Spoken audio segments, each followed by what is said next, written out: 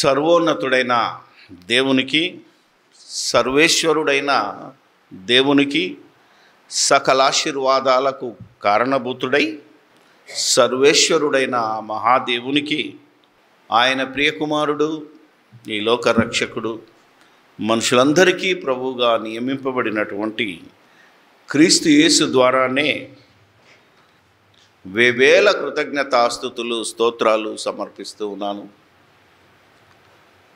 యేసుక్రీస్తును ప్రభువని, లోకరక్షకుడని, పాప విమోచకుడని, ప్రధాన యాజకుడని, దేవుని ప్రియ కుమారుడని నమ్మి ఆయనలోనికి బాప్తిసం తీసుకొని ఆయన రాజ్యంలో రాజులైన యాజక సమూహంగా ఉండి ఆయన వాక్యంలో ఉన్నటువంటి గొప్ప గొప్ప సంగతులను, మర్మమని చెప్తున్న వాటిని నేర్చుకొని ఆ మర్మాలన్నిటినీ సర్వలోకంలో ఉన్న ప్రజలకు విప్పడానికి ఆయత్తపడి ఇక్కడికి వచ్చిన మీ అందరికీ, ఈ యొక్క యూట్యూబ్ ద్వారా వీక్షిస్తున్నటువంటి దేవుని ప్రజలందరికీ ప్రభు పేరటనే నా వందనాలు, శుభములు, శుభాభివందనాలు తెలియచేస్తున్నాను. క్రీస్తునందు ప్రియమైన దేవుని వారలారా, ఈరోజు మన అంశము దేవుని కుమారులు ఎవరు, నరుల ఎందుకు వచ్చింది గొడవ? ఎందుకంటే ఆదికాండము 6వ అధ్యాయము 1 నుంచి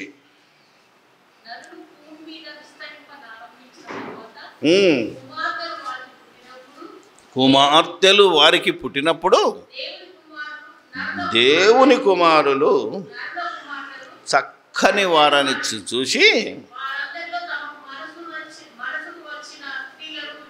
చేసుకొనిరి. బా వాదించదు.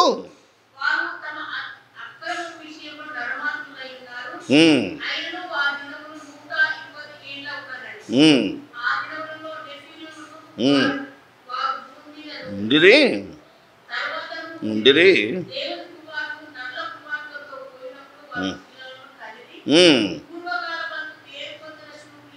బా నరుల కుమార్తెలను తో పోయినప్పుడు మహాబలశాలులు పుట్టారు. వారులు నెఫీలు అంటే బలత్కారులు అని చెప్పుకుంటూ వచ్చి 5వ వచనంలో నరుల చెడుతనం భూమి మీద గొప్పదనియో, ఊహలు కేవలం చెడ్డదనియో, నరులను చేసినందుకు బా నొచ్చుకున్నాడు. నొచ్చుకున్న తర్వాత ఏం చేశాడు? వీళ్ళుంటే లాభం లేదు, నా సంకల్పానికే పెద్ద దెబ్బ, ఇందులో ఎవరిని ఉంచడానికి వీల్లేదని జలప్రలయం తెప్పిస్తానని తనకు నచ్చిన, అంటే తనకు విధేయుడైన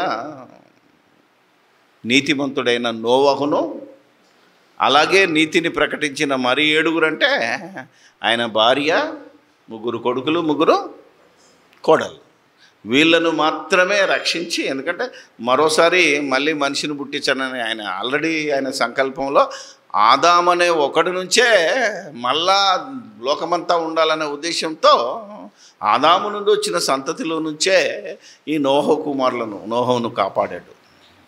ఇప్పుడు ఇక్కడ మధ్యలో వచ్చిన వర్డ్స్ ఏంటి అంటే నరుల కుమార్తెలు, దేవుని కుమారులు.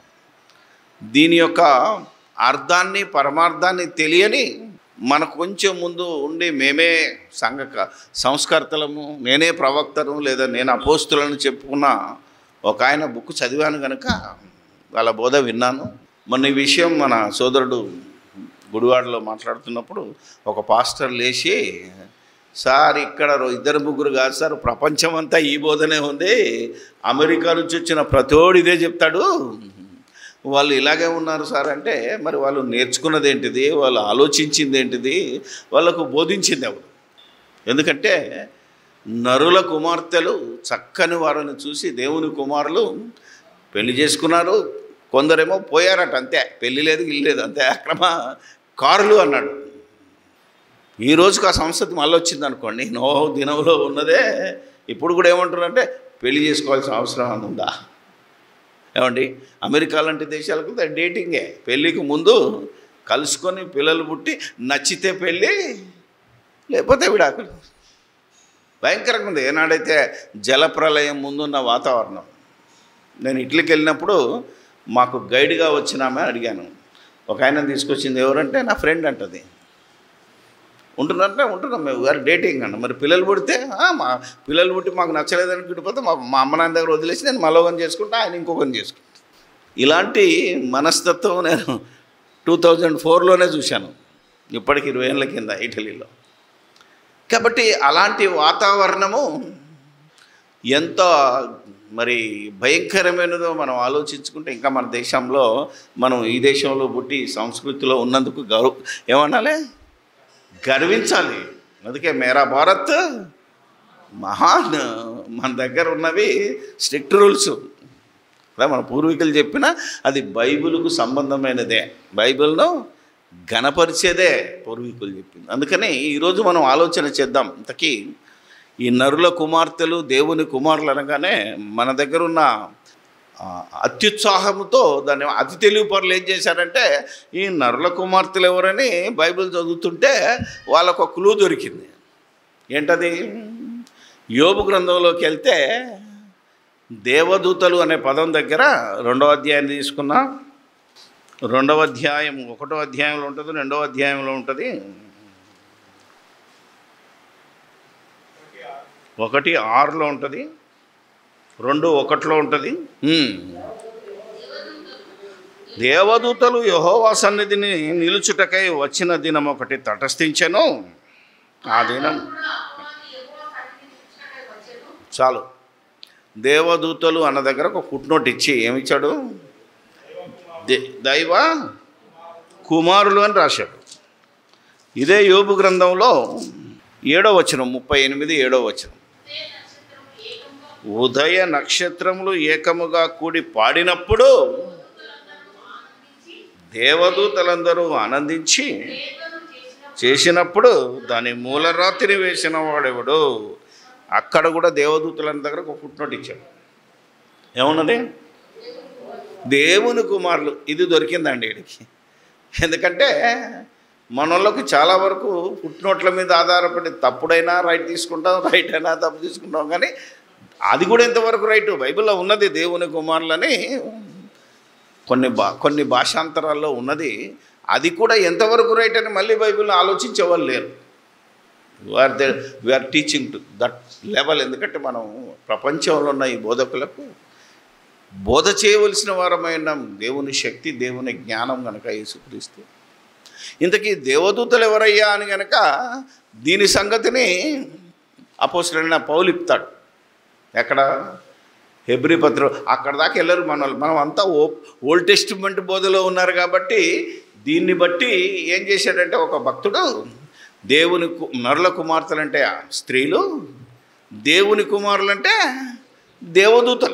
దేవదూతలు వచ్చి దిగొచ్చి రూపం మార్చుకొని వీళ్ళను పెళ్లి చేసుకొని వీళ్ళతో పోయి పిల్లలను కన్నారు. అప్పుడేమైంది? హైబ్రిడ్ జాతి కాబట్టి. ఒరిజినల్ జాతి మామూలుగా ఉంటుంది, హైబ్రిడ్ ఎలా ఉంటుంది? మరి హైటు వెయిట్ అన్నీ ఉంటాయి కనుక చాలా బలిష్ఠులు వచ్చారు. వాళ్ళే నెఫీలులు, వాళ్ళే బలత్కారులు అన్నాడు. ఎందుకంటే బలముందే కదా.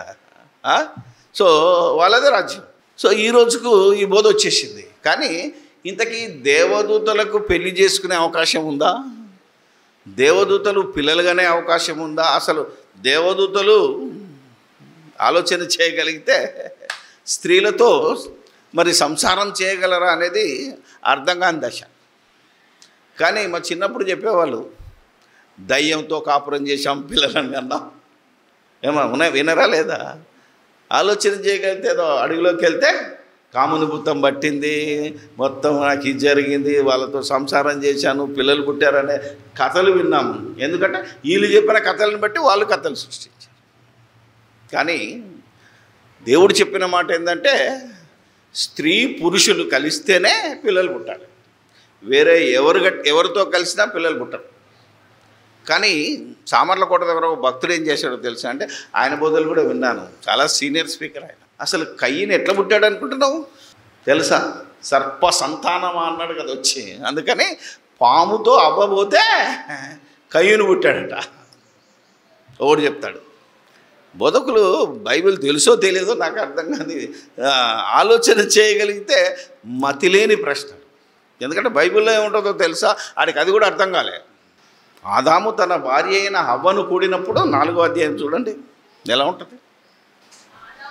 భార్య అయిన హవ్వను కూడినప్పుడా, పాముతో అవ్వ పోయినప్పుడు? బైబిల్ చదివే ఓపిక లేని వాళ్ళు పెద్ద పెద్ద స్పీకర్స్ అవుతున్నారు.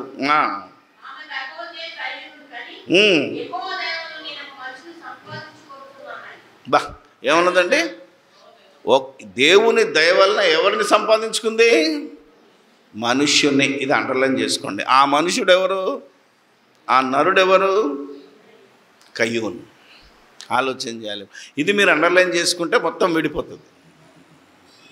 కయ్యూను ఒక నరుడని, అవునా, ఆయన తల్లే ప్రవచించింది, చెప్పుకున్నది. దేవుడు ఏమనలేదు, కరెక్టే అమ్మా నువ్వు అనుకొని ఊరుకున్నాడు, ఆ పేరును సెట్ చేసి పారేశాడు. ఇప్పుడు మనం దేవదూతల దగ్గరికి వెళ్తాం. దేవదూతలు ఎవరట? మనకు పరిశుద్ధాత్ముడు క్రీస్తు బోధలో ఏం చెప్పాడు దేవదూతల్ని? ఈ సృష్టి అంతా దేవదూతలమయమే, ఉదయ నక్షత్రములు ఏకముగా కూడి, అంటే ఆకాశ నక్షత్రములు ఎవరట? దేవుని దూతలు. భూమిలో ఉన్న సమస్తము దేవుని దూతలమయం. వీళ్ళంతా ఎందుకున్నారు? వీళ్ళందరినీ ముందెందుకు, ఇలా సృష్టిని ఎందుకు చేశాడు దేవుడు అంటే మనల్ని కాపాడడానికి, మనల్ని బతికించడానికి. అందుకే ముందు చెట్లు పుట్టించాడు, జంతువులు పుట్టించాడు, అవునా, సూర్యచంద్ర నక్షత్రాలను పుట్టించాడు, నీరు గాలి నిప్పు సమస్తము ముందు సృష్టించి అప్పుడు మనల్ని కని వాటి చేత సేవ చేయించుకోరా బాబు, ఈ యొక్క సృష్టిని లోబర్చుకో అని మనకు ఆజ్ఞించాడు. ఎందుకంటే అవి మనకు సేవ చేయడానికి ఉన్నాయి.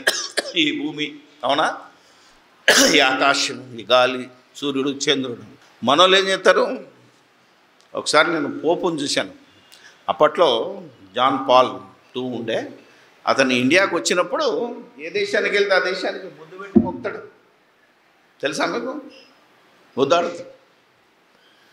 ఆలోచన చేయగలిగితే అసలు భూమికి ముద్దాడి నువ్వు నమస్తే చేయాలనా?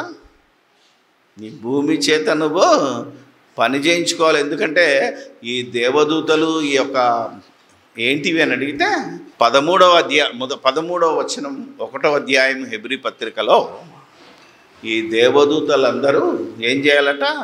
రక్షణను స్వాస్థ్యము పొందబో వారికి పరిచారము చేయుటకై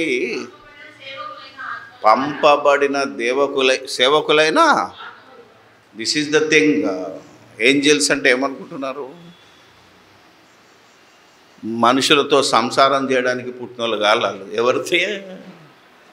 మనుషులందరికీ సేవ చేయడానికి, పరిచారము చేయడానికి దేవుని ఆజ్ఞ వలన, దేవుని మాట వలన పుట్టిన వాళ్ళు. కాకపోతే వాళ్ళు అవసరమైనప్పుడు మనకు సమాచారం ఇవ్వాలి అంటే మనుషుల రూపంలో ఆనాడు మనుషుల దగ్గరికి వచ్చి మాట్లాడారు. ఒక మరియమ్మకు కానీ, ఒక మనోహకు కానీ, అవునా కదా, ఒక్కొక్క వ్యక్తుల జకరయ్య దగ్గరికి కానీ రావడానికి వాళ్ళు ఒక మనుషులుగా మనుష్య భాషలో మాట్లాడాలి కనుక రూపాంతరం చెందుకొని వచ్చారే తప్ప వాళ్ళు మనుషులతో కాపురం చేయడానికి వాళ్ళకు వీలేదు. ఎందుకంటే వాళ్ళకు రక్తమాంసాలు ఉండవు. అంటే ఈ జీన్స్ ఏవైతే ఉండవో పునరుత్పత్తి చేయవలసిన ఏవీ ఉండవు. అందుకే ఒకసారి యేసు ప్రభు కూడా చెప్తాడు. మరి ఒక ఆమె పెళ్లి చేసుకుంది, భర్త చచ్చిపోయాడు, మళ్ళీ తమ్ముని చేసుకుంది, ఆడు చచ్చిపోయాడు, అలా 7 చేసుకుంది, అందరూ చచ్చిపోయారు కదా, మరి పరలోకంలో ఎవడికి భార్య అని అడిగాడు ఒకడు, అతి తెలివిగలడు బాధకుడు. అప్పుడేమన్నాడు, రేపు పిచ్చోడా, నువ్వు అక్కడికి వెళ్ళిన తర్వాత మనం దేవదూతల వలె ఉంటాము తప్ప అక్కడ మళ్ళీ పెళ్లి చేసుకోవడం, కాపురం చేయడం, మళ్ళా సర్వ సుఖాలను అనుభవించడం అనేది లేదు. వేరే గ్రంథాల్లో ఉన్నది. నువ్వు చస్తే అక్కడికి పోయినాక 70 మంది ఉంటారట మగోనికి సేవ చేయడానికి కన్యకలు. మరి ఆడవాళ్ళు చచ్చిపోతే ఎవడరు అంటే ఆయనకు బుద్ధి లేదు, అలా లేవు. అది అర్థమైందా లేదా? అందుకని అర్థం లేని భాషలు మాట్లాడే వాళ్ళు చాలామంది ఉన్నారు. అర్థవంతమైనది ఈరోజు మనం ఆలోచన చేస్తున్నాం. అందుకని నరుల కుమార్తెలు ఎవరు? ఇంతకీ నరులెవరు? దేవుని కుమారులెవరు? ఇప్పుడు మనం ఆలోచన చేస్తే ఒక సంగతి మాత్రం స్పష్టంగా తెలుసుకోవాలి. ఏంటంటే ఆదికాండంలో 1 నుంచి 5వ అధ్యాయం వరకు ఉన్న వాళ్ళతోటే దేవుడు ఏమన్నాడు, విసిగెత్తిపోయాడు. ఇంకా అబ్రహాం రాలేదు, ఇంకెవరు రాలేదు, నోవహు కుటుంబం వరకే నరులు ఉన్నారు. అసలు ఈ ఆది కాండంలో 5వ అధ్యాయం వరకు ఎవరైతే ఉన్నారో వాళ్ళలోనే ఎవరు ఉండాలి, దేవుని కుమారులు ఉండాలి, నరుల కుమార్తెలు. వాళ్ళే పెళ్ళిళ్ళు చేసుకొని ఇష్టం వచ్చినట్టు చేసుకొని చెడిపోయారు కనుక దేవుడు నరులను అప్పుడే, ఇప్పటిదాకా కాదు, ఇప్పటి వరకు కాదు, అప్పటి వరకే చేసిన వాళ్ళతో మరి విసిగిపోయాడు. సంతాపము నొంది ఒక మాట అంటున్నాడు, అసలు నా ఆత్మ ఎల్లప్పుడూ నరులతో వాదించదు. ఇంతకీ దేవునితో వాదించే నరులు ఎవరు? దేవుని పిల్లలైతే విధేయులమ్మను చెప్పినట్టు చేస్తాం, కాదనేవాడు నరుడు. ఇప్పుడు ఒక మాట చూపిస్తాను. ఆది కాండం 4వ అధ్యాయం 8, 9 మాట్లాడాను. తన తమ్ముడైన హెబేలు మీద పడి తల్లి చంపెను. కయ్యూను అడగగా, ఇదేంటిది, ఇది వాట్ ఈస్ దిస్? దేవునితో వాదిస్తున్నాడు. ఏమే, నేనేమన్నా నా తమ్మునికి కావాలన్నా? నాకేం తెలుసు? ఎవరితో వాదిస్తున్నాడు? అరే నీ తమ్ముడు ఎక్కడ ఉన్నారు అంటే, నేను చంపాను తండ్రి అంటే అయిపోయేది. నాకు కోపం వచ్చిందే, చంపానంటలేను, నేనేమన్నా కావాలన్నా? నాకేం తెలుసు? ఏరా తప్పు చేసేవాళ్ళంటే నాకేం తెలుసు అంటాడు. ఈరోజు మన కొడుకైనా కూతురైనా ఆలోచన చేస్తే ఇలా తల్లిదండ్రులకు లోబడకుండా తల్లిదండ్రులను వ్యతిరేకించేవాడు, వాదించేవాడు. ఈ వాదించే వాళ్ళంతా ఎవడంటే నరులు. అందుకే నరులతో నేను ఎప్పుడు ఇక వాదించను అన్నాడు. అంటే ఈ నరులు ఏ జాబితాలోకి వచ్చారు? కయ్యూను సంతానంలోనికి వచ్చారు. అది మీరు అర్థం చేసుకోవాలి. ఎందుకంటే ఇక్కడ మీరు 4వ అధ్యాయానికి వచ్చేసరికి, అవునా కదా, 3వ అధ్యాయంలో జరిగింది. 4వ అధ్యాయానికి వచ్చేసరికి దేవుని సంతానం, దేవుడు మళ్ళా మొట్టమొదట హెబేలు చచ్చిపోయిన తర్వాత మళ్ళగన్నది ఎవరంటే కయ్యూనే కదా. అక్కడి నుంచి చరిత్ర చెప్తున్నాడు దేవుడు. చెప్పి ఏమంటున్నాడంటే, ఒకసారి మీరు జాగ్రత్తగా వినాలి. 4వ అధ్యాయము ఇది ఇది ఇది రాసుకోండి మీరు, అంటే మామూలుగా గుర్తు చేసుకోవాలి. అంటే నరుల కుమార్తెలు ఎవరు, దేవుని కుమారులు ఎవరు? బోర్డు చాలా దూరం ఉంది, రాయొచ్చు కానీ, అవునా కదా. రాసినాక నేను ఇది అయిపోయినా కావాలంటే ఒక స్టేట్మెంట్ రాస్తాను, ఎవరెవరు అని 2 సైడ్లో రాస్తాను. నరుల కుమార్తెలు ఎవరు అన్నప్పుడు నరుల జీనియాలజీ రాస్తాను, దేవుని కుమారులు ఎవరో వాళ్ళ జీనియాలజీ రాస్తాను. మంచిగా ఉంటుంది, దాన్ని చేసి పెట్టుకోండి. ఇప్పుడు మనం ఆలోచన చేస్తే 16 నుంచి చదువుదాం. అప్పుడు కయ్యూను యెహోవా సన్నిధి నుండి బయలుదేరి వెళ్ళి ఇక్కడ నోదు దేశంలో కాపురం ఉండెను. కూడినప్పుడు రాసుకోండి, కయ్యూను కింద ఎవరు రావాలి? హానోకు. హానోకు అంటే ఈ హానోకు వేరు, 5వ అధ్యాయంలో దేవునితో నడిచినటువంటి హానోకు వేరు, గుర్తుపెట్టుకోవాలి. ఈ హానోకు కట్టి హానోకు అని పేరు పెట్టాను. బా, హానోకు ఎవరు పుట్టారు? ఈరాదు. అంటే హానోకు సంతానం చెప్తున్నాడు. ఈరాదు మహూయాయేలును సరిగ్గా చదవాలి. కనెను లెమేకును. ఈ లెమేకు ఇంకొక లెమేకు ఉంటాడు, ఈ లెమేకు వేరు. ఈ లెమేకు సంగతి చెప్తాను. బా, స్టార్ట్ అయిందండి, నరుల క్యారెక్టరు స్టార్ట్ అయిందట. ఎక్కడి నుంచి? అక్రమకారులు, బలత్కారులు అన్నారు, చూసారా? దేవుని మాటకు లోబడునోడు ఒకడు కనబడుతున్నాడు మనకి. ఎవరైనా కయ్యూను సంతానమే. అదా సిల్లా గుడారములలో నివసించు వారికి మూల పురుషుడు యాబాలు. సీతారాను సానికను వారందరికీ మూల పురుషుడు తూబల్ కాయీనును కనెను.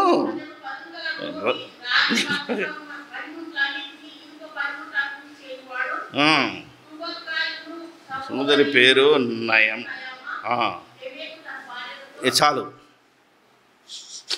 వీళ్ళ యొక్క సంతానం, వీళ్ళ యొక్క జీనియాలజీని మనం చూస్తే ఇక్కడ ఒకడు ఉన్నాడండి. మన వాయిద్యకారులతో చెప్పాలి, ఎందుకంటే వాయిద్యకారుల్లో స్పెషలిస్టులు ఉంటారు. ఇప్పటికి కూడా మీరు సింగింగ్ టీము వాళ్ళ టీముని చూస్తే ఎలా ఉంటుందంటే, సితారా కనుక్కున్నాడు, సానిక కనుక్కున్నాడు, అంటే గిటారు ఇవన్నీ ఉంటాయి కదా. వీళ్ళు ఎలాంటి వాళ్ళు అంటే పాటలు పాడేంత వరకు తమ ప్రతాపాన్ని చూపించి ప్రసంగం రాగానే లేచిపోతారు వాళ్ళు. మీరు ఎక్కడైనా పబ్లిక్ మీటింగ్లో చూడండి. మన పిల్లలు కాదనుకో, వీళ్ళు నేర్చుకున్నారు ఇప్పుడిప్పుడు, మళ్ళీ వచ్చి కూర్చుంటున్నారు వెనకాల వాక్యం. వీళ్ళు పెద్ద పెద్ద మీటింగ్లలో ఈ మ్యూజిషియన్స్ ఎవడు వినడు, బయటికి వెళ్ళిపోయి ఛాయ్ తాగుదాంరా, సిగరెట్ తాగుదాంరా, దమ్ము కొడదాంరా అనే వాళ్ళే ఈ టీం ఉన్నది. క్రైస్తవులోనే చూశాను నేను. వీళ్ళు ఎవరిల్లు ఆలోచన చేస్తే వీళ్ళంతా దేవుని కుమారులు గారు, వీళ్ళంతా కయ్యూను సంతతి. అర్థమైందా లేదా? కయ్యూనుడు అంటే నరుడు. ఆ సంతతిలో ఉన్న జాతిని చూస్తే ఈ యొక్క జీనియాలజీ మళ్ళీ ఎక్కడ కనబడదు. అంటే దేవుని యొక్క లిస్టులో ఇదే లాస్ట్. కయ్యూని యొక్క మొత్తం చరిత్ర చెప్పడానికి, వంశావళి చెప్పడానికి ఇక్కడ ఆగిపోయింది. ఇక్కడ ఆగిపోయిన తర్వాత 5వ అధ్యాయాన్ని తీస్తే ఉంటుంది, అప్పుడు దేవుని కుమారుల లిస్ట్ వస్తుంది. అర్థమైందా మీకు? నేను మీకు లూకా సువార్త ఎందుకు చదివించాను అంటే, ఎక్కడి వరకు దేవుని కుమారుల లిస్ట్ ఉంది, ఎక్కడి వరకు నరుల కుమార్తెల లిస్ట్ ఉంది అంటే, నరుల లిస్ట్ ఉంది అంటే 4-5 అధ్యాయాలే. 6వ అధ్యాయానికి వచ్చేసరికి వీళ్ళు బలాత్కారులు అయిపోయారు, చెడిపోయారు. అంటే 4-5 తర్వాత 6వ అధ్యాయం టైంకి వచ్చేసరికి వీళ్ళు ఎవరు పడితే వాళ్ళని చేసుకోవడం, ఎవరు పడితే వాళ్ళతో పోవడము, అలా మొత్తం దేవుని సంకల్పాన్ని భ్రష్టత్వంలోనికి పట్టించారు అని అర్థం. అందుకనే ఒకసారి దేవుని కుమారుల లిస్టు చూస్తే లూకాలో ఉన్నది. మళ్ళా మనం మీదికి వద్దాం. లూకా సువార్త, మత్తయి సువార్తలో పైనుంచి వస్తాడు, అవునా కదా? లూకా 3వ అధ్యాయం కింది నుంచి చదువుదాం. 38 నుంచి 36 వరకు చాలు. ఆదాము దేవునికి కుమారుడు. అమ్మా, నెక్స్ట్ ఎవరు? దేవుని కుమారుల లిస్ట్ ఎవరు వచ్చారు? షేతు వచ్చాడు. షేతు ఎనోషుకు, ఎనోషు కేయినానుకు, కేయినాను మహలయేలుకు పుట్టాడు. మహలయేలు ఎరేదుకు పుట్టాడు. ఎరేదు ఆనోకు, ఆనోకు మెతుషలకు, మెతుషల లెమెకు, లెమెకు నోవాహుకు, నోవాహు షేము. ఆ తర్వాత షేము అర్పక్షదు, అర్పక్షదు కేయినాను, కేయినాను షెలాహు. ఇవన్నీ బైక్ ఎక్కిపోతున్నాడు. వీళ్ళంతా మీరు తర్వాత చూస్తే ఈ జీనియాలజీ ఉంటుంది కదా, ఏదైతే దినవృత్తాంతాల గ్రంథము, రాజుల గ్రంథము అన్నిటికి వెళ్తే వీళ్ళ పేర్లే ఉంటాయి. ఇక కయ్యూని సంతానం కానీ వాళ్ళ పేర్లు లేవు, వాళ్ళ వంశం కథమైపోయింది. ఇప్పుడు ఇదే విషయం మీరు 5వ అధ్యాయం చదివితే మనకు క్లారిటీ వస్తుంది. ఆదాము వంశావళి ఇదే, అవునా కదా? మూడవ వచనం చదవండి చాలు. 130 ఏళ్ళు బ్రతికి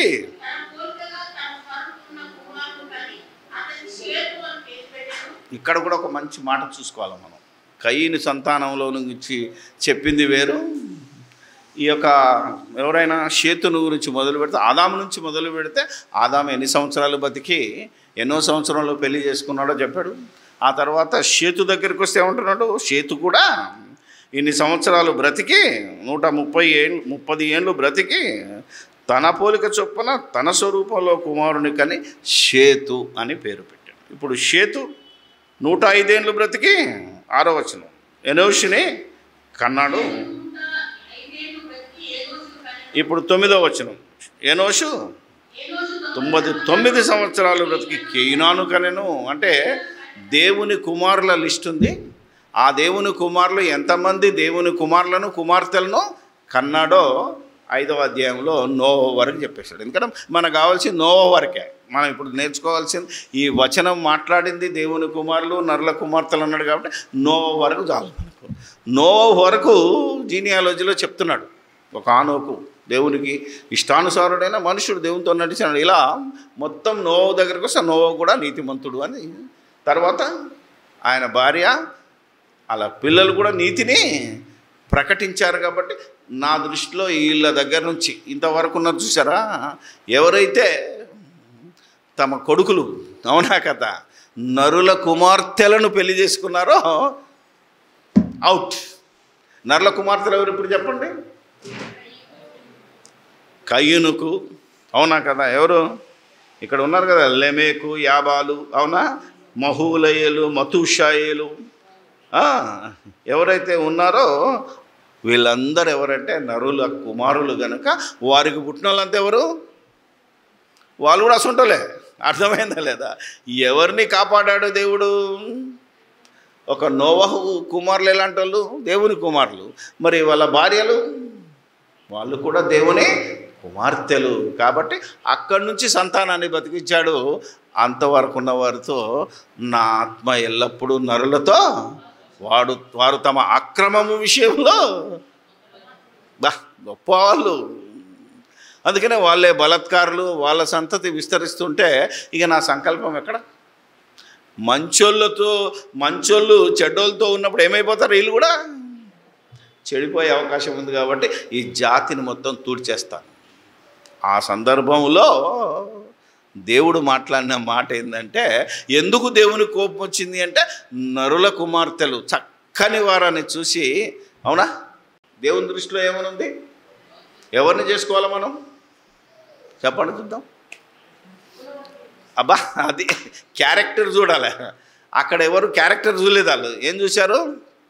అందము చూశారు. కనుకనే సొలొమోనుతో చెప్పించాడు. మోసపోయాడు కదా సొలొమోను కూడా. ఏమన్నాడు? మంచి మంచి అందగత్తెలు చూసి 1000 మందిని చేసుకొని అప్పుడు అన్నాడు బుద్ధి వచ్చి, అందము మోసకరము, సౌందర్యము వ్యర్థము అన్నాడు ఆయనే.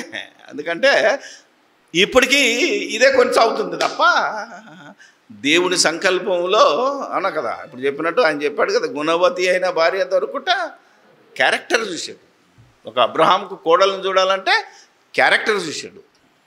ఇప్పుడు మనం త్రిబుల్ సి, ABCDEF దాకా వెళ్ళాను. ఒకప్పుడు చెప్పాను, చెప్పట్లేదు ఇప్పుడు. కానీ ఇప్పుడు ముఖ్యమైన ఏంటి అంటే కలరు, క్యాస్ట్ మన దగ్గర చూసుకుంటే, అవునా కదా. ఎడ్యుకేషన్ లేదు, ఎవరు లేకపోయినా అందంగా ఉంటే తల్తా ఎంత కట్నం ఇస్తాడు అడుగుతున్నాడు తప్ప, అవునా కదా, నీ బిడ్డ గుణవంతురాలా?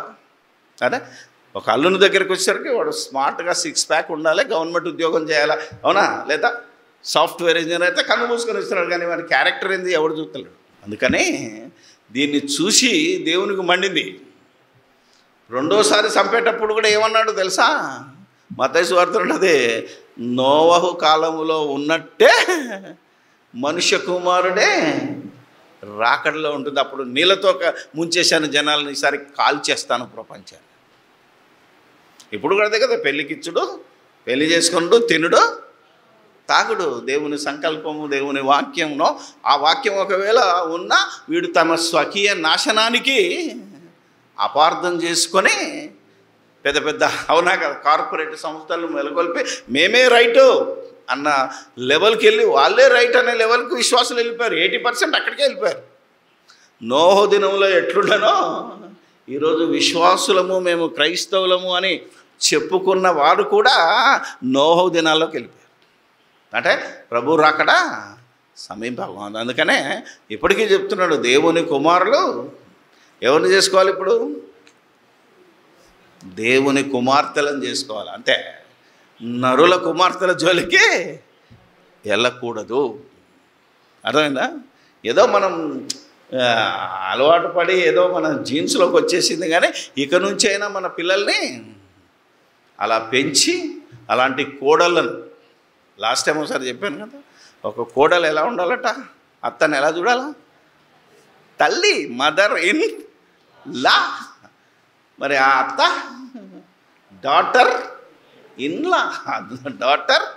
ఇన్లా, కూతురులాగా చూసుకున్నట్టే ఆ కుటుంబం వసుదైక కుటుంబం. అట్లా కాకుండా నోవహు కాలంలోనే దేవుడు ఇష్టానుసారంగా విచ్చలవిడిగా బ్రతకడం నేర్చుకున్నాడు. కాబట్టి ఆనాటి సమాజాన్ని ఏమాత్రము అన్నారు. ఒకటి రాశాడు, అదేందయ్యా ఇంతమందిని ఒకసారి చంపుతాడు, దేవుడేనా అన్నాడు. ఎస్ కాడా, నీ కొడుకో నీ కూతురో చెడిపోయి నీకు చెడ్డ మాట తెస్తుంటే ఏం చేస్తారు? ఒకసారి ఈ మధ్యలో ఉన్నాను పేపర్లో, ఒకడు తాగొచ్చి కొడుకు అల్లరి చేస్తూ తండ్రిని కొడుతుంటే కత్తించుకొని పొడిచేసి చంపేసి పోయి పోలీస్ స్టేషన్కి ఈడు బతకడానికే ఈ లోకంలో అనర్హుడు. నేనే చంపాను. తండ్రులను చంపలేరు, ఆస్తుల కోసం తల్లులను చంపలేరు, ఆడు పుట్టేందుకు ఉండేందుకు. అలాగే దేవుడు కూడా అదే మనస్తత్వం కనుక మొత్తం లేపేశాడు. ఇప్పుడు కూడా అదే పరిస్థితి ఉంటే అదే పరిస్థితిలోకి మనం వెళ్ళిపోకుండా, ఒకవేళ అలాంటి వాళ్ళు ఉంటే ఏం చేస్తాడు దేవుడు? లోకాన్ని కాల్చినప్పుడు ఏం చేస్తాడు? సొదొమ గొమొర్రాలను కాల్చినప్పుడు ఏం చేశాడు? నీతిమంతుడైన లోతును బయటికి తీసుకొచ్చాడు. నీతిమంతులమైన మనమైతే ఆ రోజు అగ్ని దిగొస్తున్నప్పుడు మనం ముందెత్తబడతాం. ఆ తర్వాత భూమి దాని మీద ఉన్న కృత్యాలు మనుషులందరూ కాల్చబడతారు.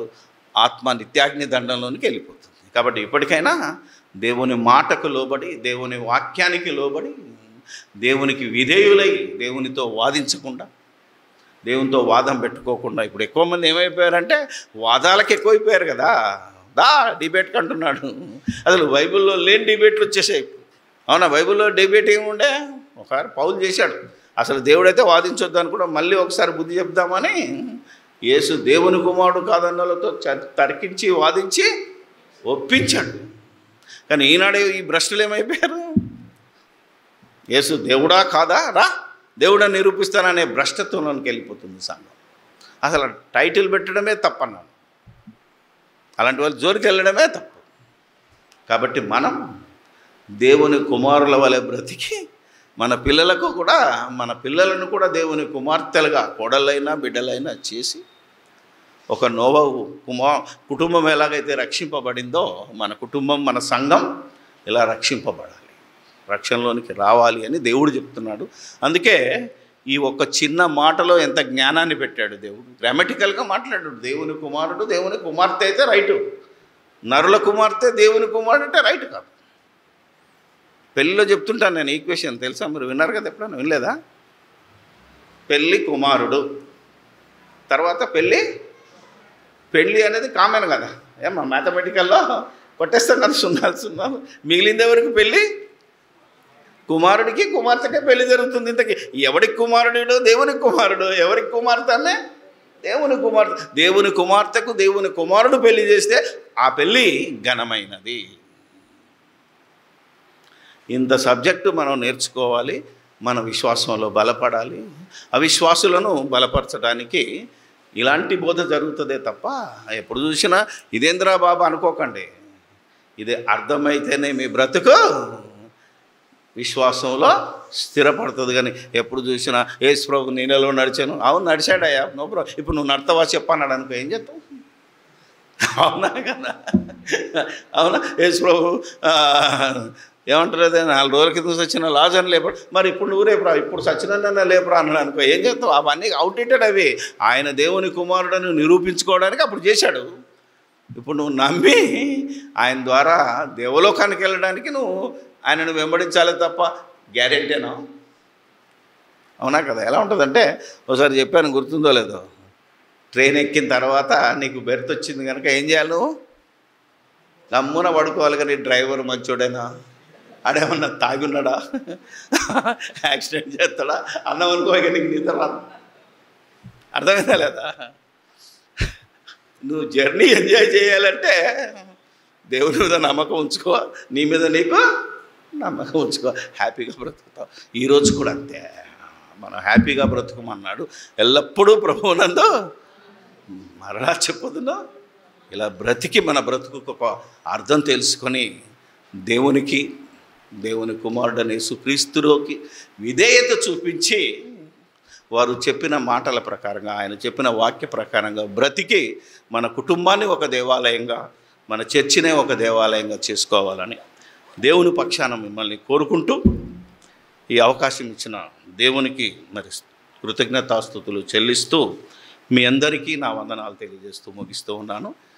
మనమంతా కేవలము వినువారు మాత్రమే అయ్యుండే మనల్ని మనం అన్న బ్రహ్మాండమైన ప్రసంగం చేశాడు. గేట్ దాటిన తర్వాత ఏం చెప్పాడో తెలియదు. వాళ్ళు చివరి పడితే ఏమో అన్నా మర్చిపోయినా. అలాంటి వారు ఉండకుండా ఏమో అని అవుతున్నారు కదా.